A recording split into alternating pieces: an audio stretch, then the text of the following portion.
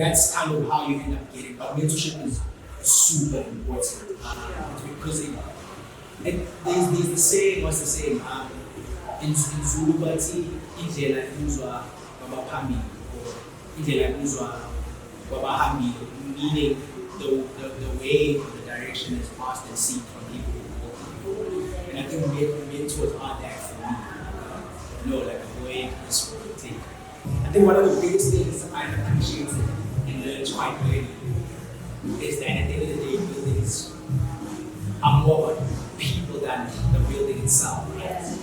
You think of a home, and there's all these things a home can do, but it also, in addition to providing shelter, needs to be a comfortable space to be from a sustainability point of view, not too hot, not too cold, things like that. So it's actually about the person and what you're feeling when you get there. So it's conversation. Welcome to Unhinged Podcast, a design discourse, where we explore the stories behind architecture, design, and urbanism. Through conversations with architects, designers, and innovators, we uncover how spaces shape culture, identity, and communities.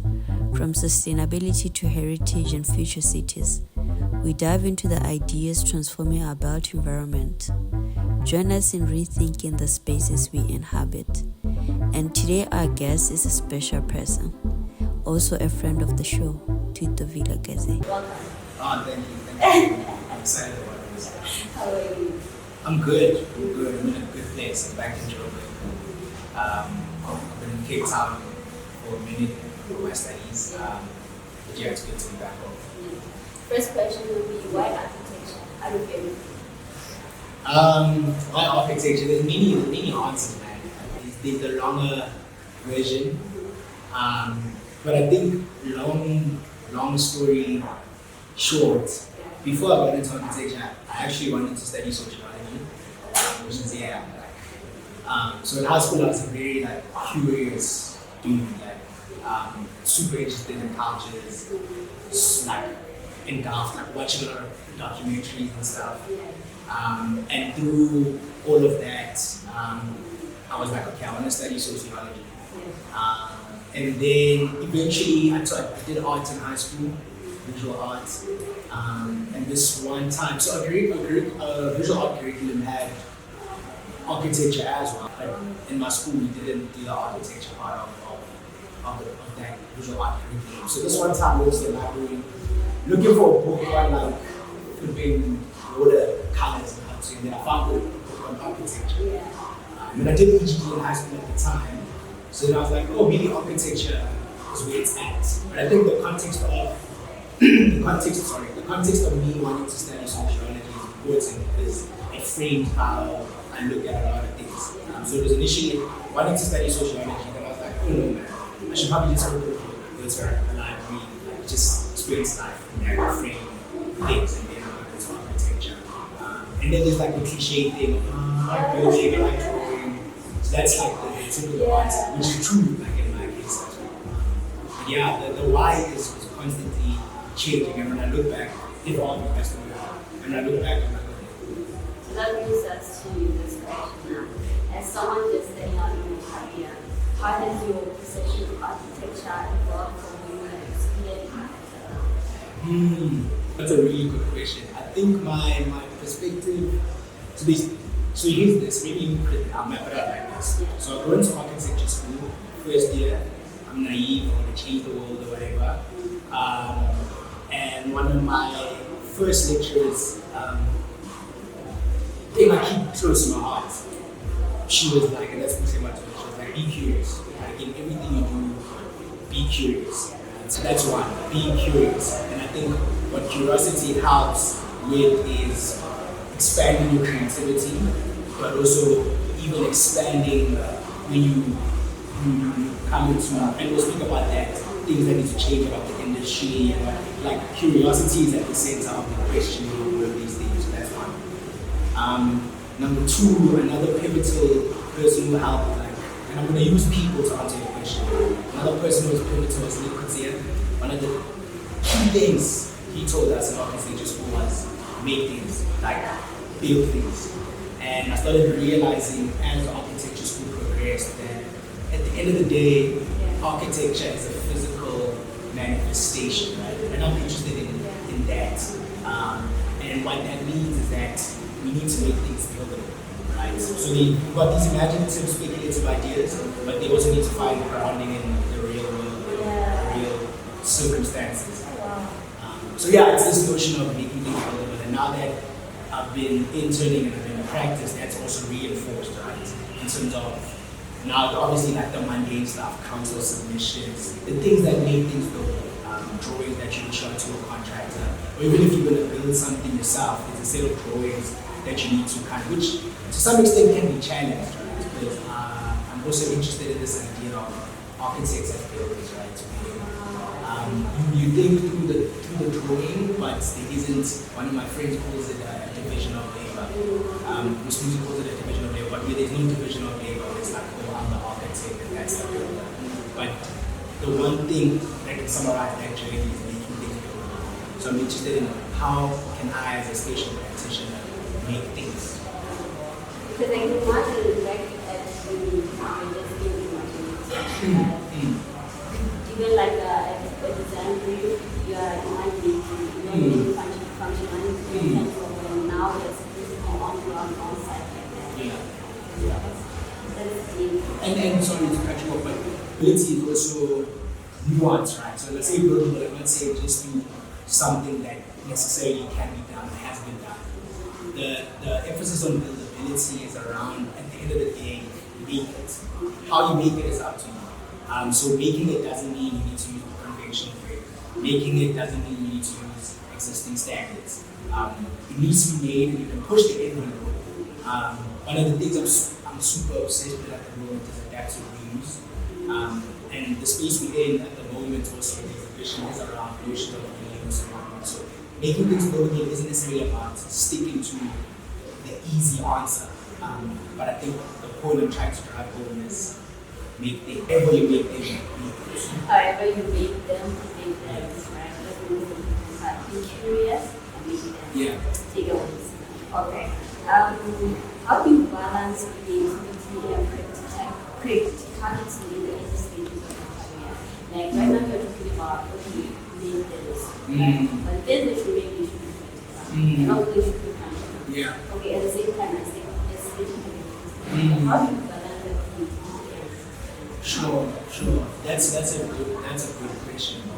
I'm gonna name drop or not in this episode because I'm a product of many mentors. But one of my closest mentors, Heidi, speaks about she was one of my lecturers and she always spoke about this thing of poetry and pragmatism. And that's what that is. How do you make things practical? And for me, the one thing I can say for spatial practitioners or architectural professionals is, first things first, there's nothing new under the sun, right? Whatever you're thinking about probably has been done before. Once it can be done, but 90% of the time, whatever you're imagining or thinking about has been done before. There's a precedent for it. So how you make things practical is through looking at precedent. One of the things that helped me a lot was looking at precedent, whether it's detailed precedents, even just how a building looks in its entirety, right? When you have to solve program and spatial planning for a certain typology or whatever. So it's been done before. Look at precedent, and then I think work experience also inevitably teaches you how to make things practical. Because while you're in a working environment, regardless of what it is and how it is, you engage with not only more experienced spatial practitioners and architects, but also creative and technically adept professionals who then help you on how to make things practical. I think engaging with other disciplines also is very important, because now that I'm in a working environment, I'm realizing that that's the other takeaway in architecture. As an architect, as an architectural professional, one of the things you do the most other than designing is, what's the word? How can I put it? It's not consolidating, coordinating. So there's a whole lot of coordination. Exactly, because you've got a structural engineer, if it's a big build, you've got lift consultants, and you kind of need to, exactly. So what makes things practical again is coordinating with different individuals. So when you're on site, learn from what's happening on site from elders. That's how you. So I'm gonna get us to delve into digress, but we can delve into like an issue of mentorship. Yeah. Like how important is mentorship as an architectural practitioner? Yo, mentorship is so important. Mentorship is so important. Every time I speak to my friends about this, I mention how one of the reasons why I love, and you spoke about being an archivist and jazz musicians, one of my favorite things about being around jazz musicians, especially self-taught jazz musicians like Baby Toye and all of them, because they tell you these stories of how they were under a previously legendary figure who taught them the music, etc., etc. And I think architecture in the corporate environment is losing that. And I'd like to believe it used to be like that, where things were like highly apprenticeship related and you're kind of working under someone. So I really like that. Mentorship is so important. 80%. I've learned more from my architectural mentors than I have in architecture school. And my mentors are both previous lecturers, but also architects. And I mean, also just as an additional point, how I managed to get people to mentor me consciously and subconsciously is through the networking and being in these spaces. So shout out Philippa to Wayne, she was a lecturer of mine. She's kind of my mentor now, I guess. Heidi as well has been really influential. Nick Kutsia has been trying to start another school of architecture called the School of Explorative Architecture, and I still engage with him. And this one time I went to a talk that was given by an architect at his school, and after that we ended up at a dinner at another architect's house, and then that's kind of how you end up getting. But mentorship is super important because there's the saying. What's the saying? In Zulu, indlela ibuzwa kwabaphambili or indlela ibuzwa kwabahambi, meaning the way or the direction is passed and seen from people who walk before. And I think mentors are that for me. Like a boy, take this road. Okay, now your interest in art, jazz, and writing, right? How does this influence your approach to architecture? Yeah, I'm still figuring it out. I think it would be premature for me to give you an answer now. I'm still cooking it. But what I will say though is one of my favorite things about jazz music in particular is the improvisation aspect of it. I still don't know yet how it links back to architecture. I've been thinking about it. I think it would be premature for me to speak on it, but notions of improvisation, notions of collaboration as well, right? Practice and the architectural team is an ensemble, right? People who need to be in harmony. I know I'm over exaggerating this idea now, but it's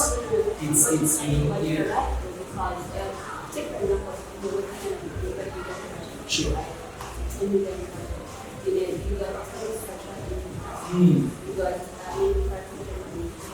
Everything needs to be inside. One person something right, everything comes to the space. Yeah.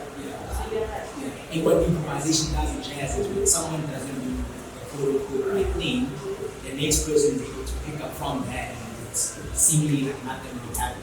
Because there's performances we have listened to them, and artists will tell you at some point this happened, but as an audience you never even notice it. So I think as a way of practicing, those are some lessons that one can learn. But yeah, man. But I'm still figuring it out. And there's a couple of base points. But like I said, maybe it might improve my masters, who knows? And yeah, it's Oh. Okay, the next question is jazz is often described as improvisation. Exactly, yes. Yes. Do you see parallels between jazz and architecture? Yeah. Of course. I think also, there isn't one answer. also there's different ways of practicing. But in a world where there's this form of practicing, which some practices explore, I know both architects, as of late, maybe in the recent 10 years, with Ilza and Jaime, have like been really exploring those ways of working and that kind of improvisational work. Not only the improvisational work, but the collaborative aspect of it, the community aspect of it, getting more people to join in into the song, this music slash this melody. That's how music is made in African society. The song is not written by like this one, it comes from the moment.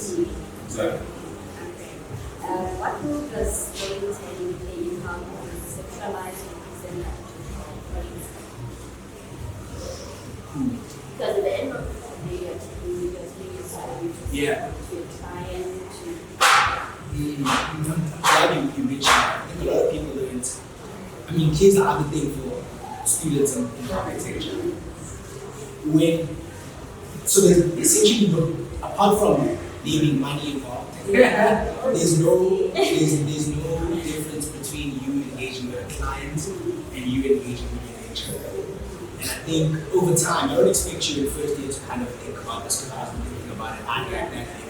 But over time, once you start treating your lecturers as clients, someone you need to sell this thing to, it helps you think through which graphics are important, what you want to communicate the most about this project and what you want to quote unquote sell about it. But storytelling plays a really important role, not just also for like the client, but for me especially the project itself, right?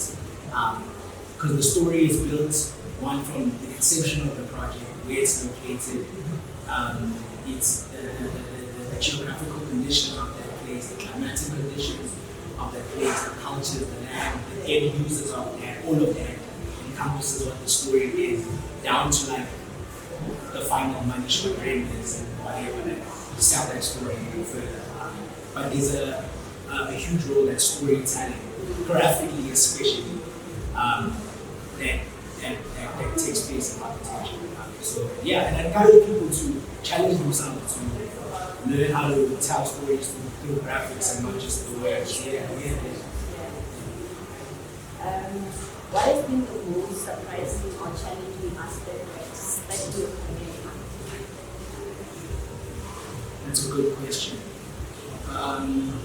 What has been most challenging? Or surprising?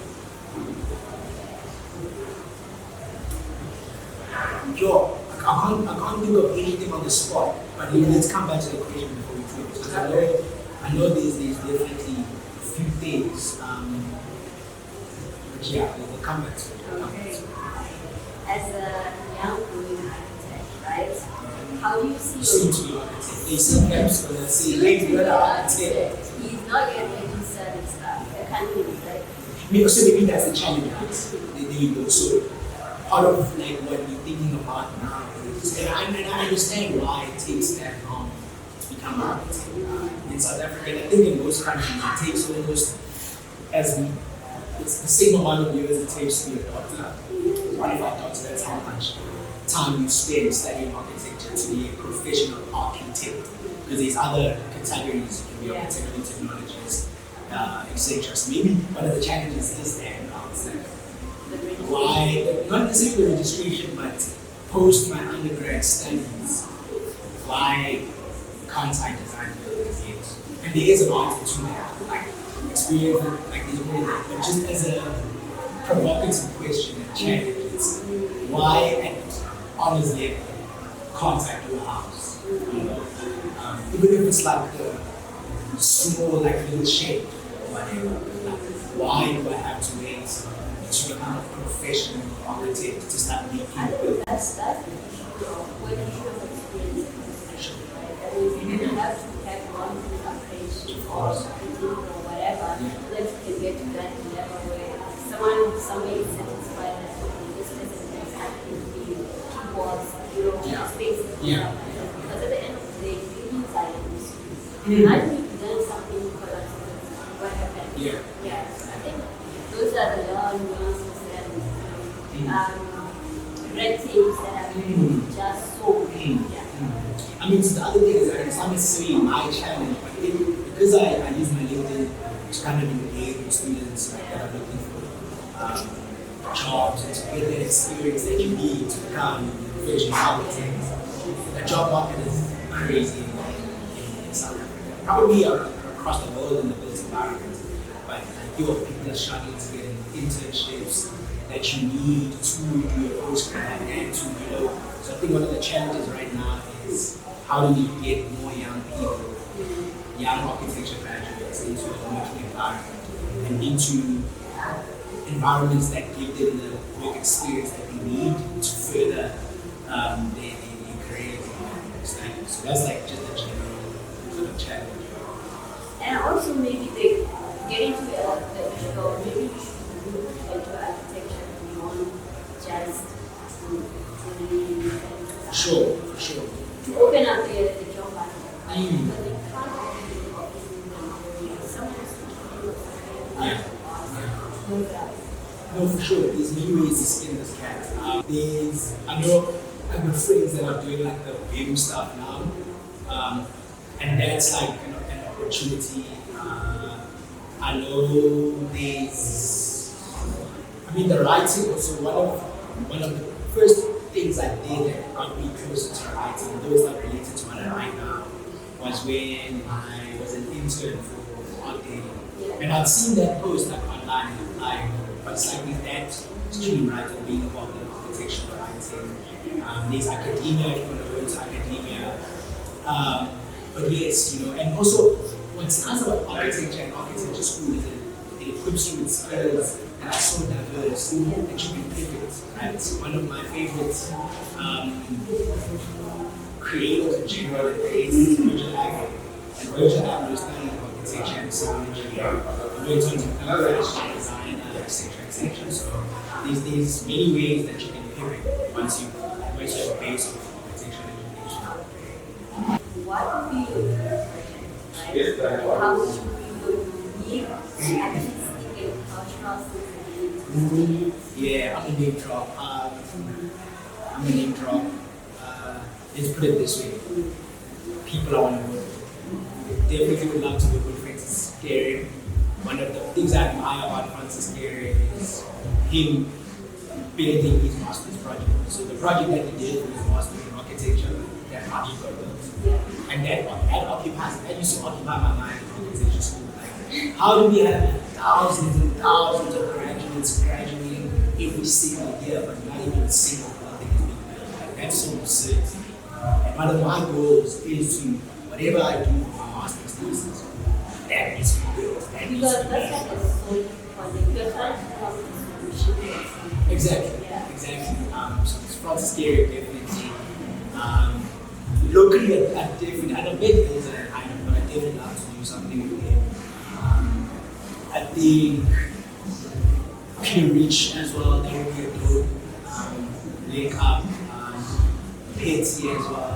There's a lot, man. There's a lot, but I see it as like people I want to work with, even if it's not 4 and under, but just it's Chaba Market, of course.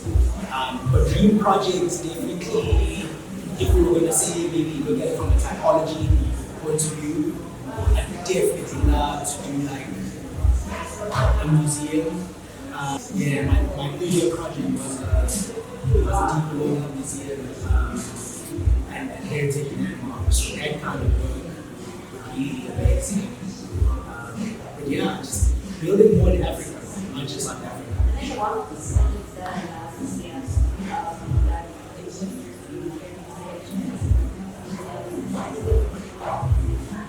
Yes. Love it. There's what's that? Freedom Park as well. What I'm excited about, I think David and Giant, I forgot who the local architect was. They're working on a Tamil Baby presidential library as well. Yeah, it might be we made it, but I think now that I'm back in Jordan, it would be exciting to see that go up. I don't know where that's gonna hit ground, but stuff like that. And I don't know how I forgot this, but we actually need more third spaces in township. So I'm from Nigeria, in a township in Mula. And I recently made a video on TikTok about that. I get power or whatever. But like, we actually need more community space in the township. So I guess other different projects is to make hubs and like centers in townships where you can have a conducive space for learning and skill development outside of your little like full RDP, so more community spaces in the township. One thing that people forget is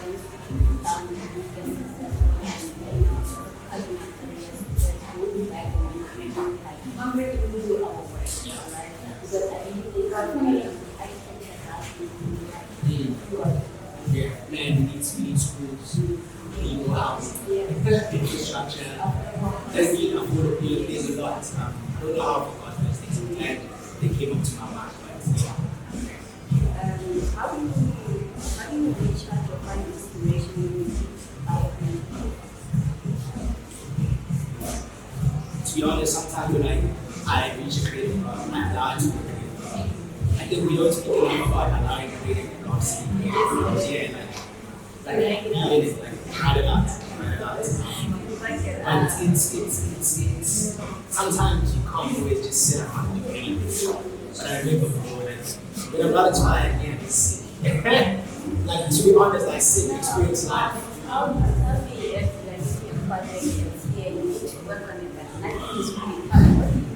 Amen. To be honest, that's why I really finished most projects in architecture school, because I'm just like, hey man. But you know what the beauty is? When that thing does hit, oh man, that project is gonna be but I think especially with like in architecture, again, neutral, Tony Berlanda was also a lecturer at university, always tells me, and so I think it's quoted by another architect, but something to the effect of never not a lie, like never like everyday lie, but the premise of it, the idea of it is every day you draw a line, even if it's just a line.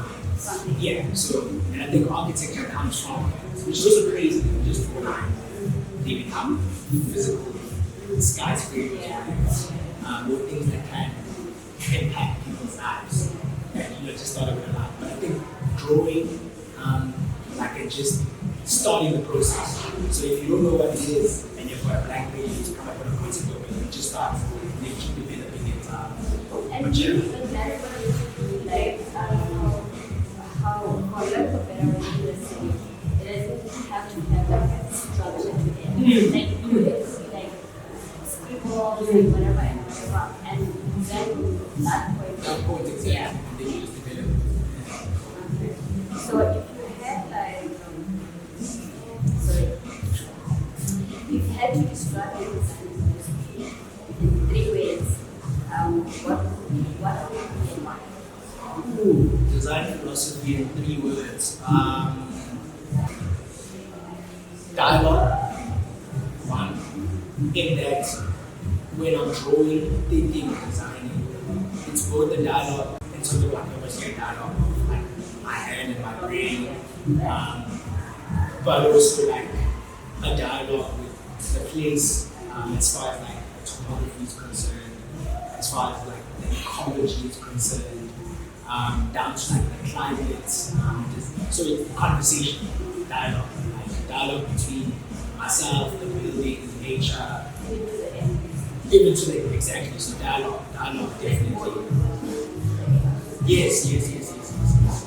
I think one of the biggest things I appreciate and learned quite early is that at the end of the day, buildings are more about people than the building itself. You think of a home, and there's all these things a home can do, but it also, in addition to providing shelter, it needs to be a comfortable space to be in, from a sustainability point of view. Not too hot, not too cold, things like that. So it's actually about the person and what you're feeling when you get there. So it's conversation. The other word would be I don't want to say multifunctional, but I say multifunctional for that. My design philosophy is, can the chair be a table and a wall and a mic? Can a bridge be a bridge and a know, it's a catchment thing and refuge for, you get understand, like, so designing things, multifunctional is probably not the right word. Third word, let me go light on this one. I think fun, man. Fun. Yeah, design should be fun. I think design should be fun. Because you say design philosophy, I'm not sure if architectural philosophy fun would be so much. But if it's just design fun, without like writing or designing with objects, like have fun. That's my philosophy. So architecture can deeply impact communities, right? How do you see architecture as a tool for social infrastructure? Yo, it's that's a question I've been grappling with a lot. What I will say is, and I'm glad you use the word tool, right? Because it's just a tool. I don't think architecture necessarily has the agency to like the actual impact, but it's a tool that can be used to do that. I think in the economy and world we live in, and the setup that we live in now in urban areas especially, the real thing that drives social impact, now that we've established that architecture as a tool, is people and capital. And that capital can be human capital, resource capital, or monetary capital. I think for me, the understanding that I have now, that's the actual thing that drives change. Well, another thing that occupies my mind a lot is like, what does architecture mean for people without land and capital?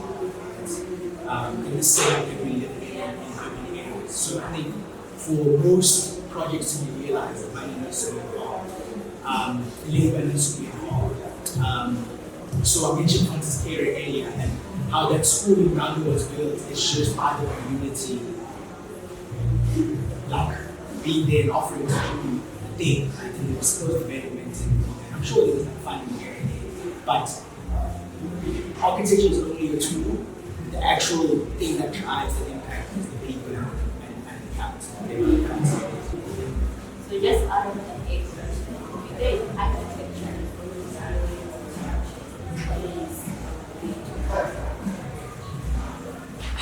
So another thing about me is that I have beef with the English language and words, right?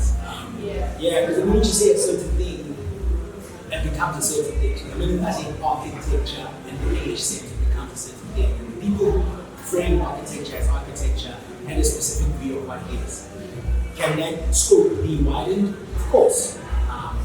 And I think architectural schools are doing that, architectural professionals are doing that, thinkers are doing that. So I think there's the world where architecture is what it is, because like it's there, right? Because it has a time and a place. So it's this because of the way it's done, of the European lens, whatever. But I think outside of the word architecture itself, the act of building is and can be whatever any society wants it to be. Imagine like history that we're coming from as a right? Sure. Back then, buildings like structural, like solid buildings. I don't think it was something that existed for public. Yeah, I mean, it did exist in as far as the buildings. That's why I hate English as well. Because when you say building, your mind already frames this thing. So it's easy for someone to say, oh no, I have to build it, or oh no, like the collapsible shelters of the Kobeko and sand people are not buildings. Because I've already framed it in a specific English word, right? And that's a conversation for another day. But in as far as, I mean, whether you believe it was done by people or aliens or whatever, but I think there's a of a lot of ancient structures that are still standing today, the pyramids being one of them, where we believe it was in. There's that temple in Ethiopia, Lalibela.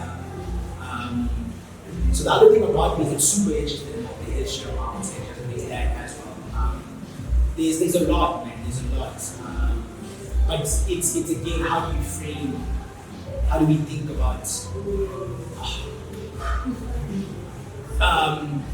Kingdom of Great Zimbabwe, those stone wall structures. So there's a lot.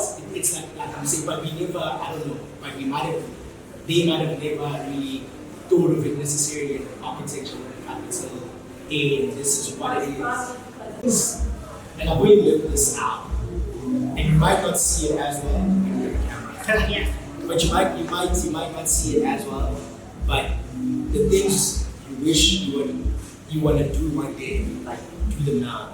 And I say that because I look back at like what's coming this year and in the future and where I am right now. And I think all of it is an accumulation of things I've been doing like ever since. And sometimes it might just be thoughts that you put out to the universe. Sometimes it might be things that you do physically, whether it's writing, drawing, or collecting. And you'll see 2 years from now, you'll land at Kennedy Road because what that has done is it has given you a fulfillment. We spoke about the challenge of what does it take to be the person who's doing that. And one of that is the portfolio. Have you done this before? Have you delivered a project before? So doing the things before you feel like they need to be done helps you create a body of work and makes you dependable, but also shows people that you know what you're talking about. Thank you very much. Okay. Good job. No, cool. Fabulous. Thanks, man. I and I will Sorry. Yeah. And also shout out to Paul. Shout out to Paul. Yeah. It's Paul. We're doing an exhibition at 44 Stanley. So shout out to Paul. It's an exhibition with basically recycled paper and really using that pumped paper to create sculptures, to create other books and stuff. So shout out to them. And I think from a design and marketing point of view, the philosophy of this exhibition, which will probably show focus on, also resonates with our work. Shout out to Pop. Shout out to you. Kindly subscribe to the channel if you're new, and if you are rejoining us, thank you.